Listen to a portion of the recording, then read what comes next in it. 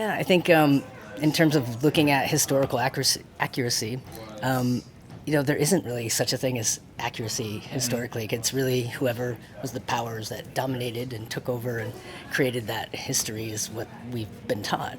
And so it's really been satisfying to work on shows like Pose and Dickinson and even Transparent in season 2 because it looks at Berlin and during the time of Hitler. And it's going and unearthing stories and histories that were never told. So I think it's just a great place to start because it's really there's so many things that were left out. Yeah. Yeah. And as a part of that retelling like power, how do you think it's different, or how does it compare telling history through TV or film versus other mediums? Yeah. Well, I mean, I think with documentary we assume this is a truth, right? So documentary is presented as fact, but it's not fact, really. It's the point of view of the person making the documentary. And also, it's a power dynamic. It's like, you're a person, I'm interviewing you, I have a camera here. Like this, you're in power, you're in charge. And it really changes how people interact. And so, I was on a panel for the Documentary Association, and we were looking at stories told from insider perspective or outsider. And that becomes kind of code for, like, outsider perspective is straight white guys telling stories about anything, and insiders, if you're at all marginalized, telling a story about another marginalized character. So in a way, narrative can be more true than documentary. I think it can take liberties, but kind of in a metaphorical way, actually show us things that are more accurate. Yeah. And after working on all these projects, and Dickinson especially, are there any other historical figures or LGBT historical figures that you'd be interested in telling their stories? Oh, yeah. I mean, even in Dickinson, in the Insane Asylum episode, when I was in the writer's room for the whole time and researching as well about the Civil War, and there's a fact about all these women that fought as men during the Civil War, and that a high number of those people didn't return to living as women in society, they lived as men. And I was like, oh, there's my people.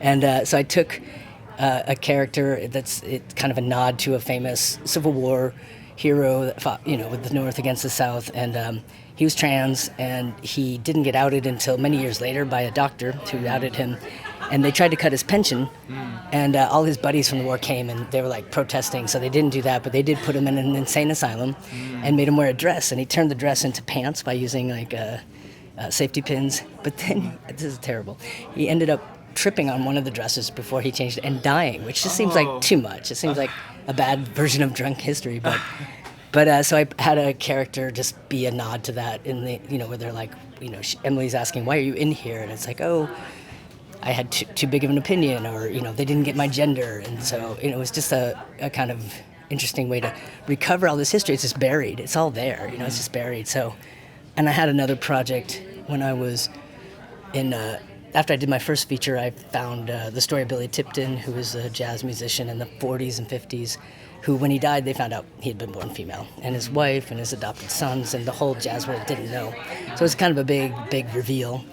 And I kind of like looking at the era because in a way we're all, Dickinson did this too. It's the past is still active. All those biases and all those, there were always rebels. There were always like avant-garde people. They just weren't the ones that necessarily got recorded in history. So we get a chance to reimagine them through this device.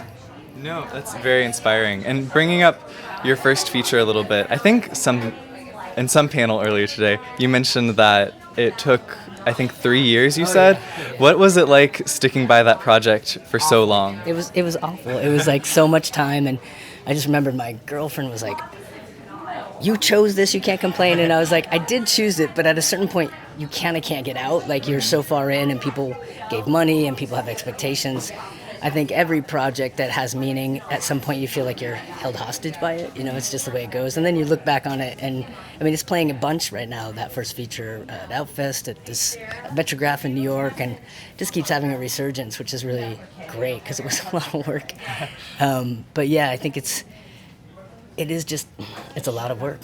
Yeah, I don't know if that answers your question exactly. No, I think it does. Yeah. But just to kind of wrap up for today, thank you again so much for talking to us. Of course. But do you have any parting advice for current film students?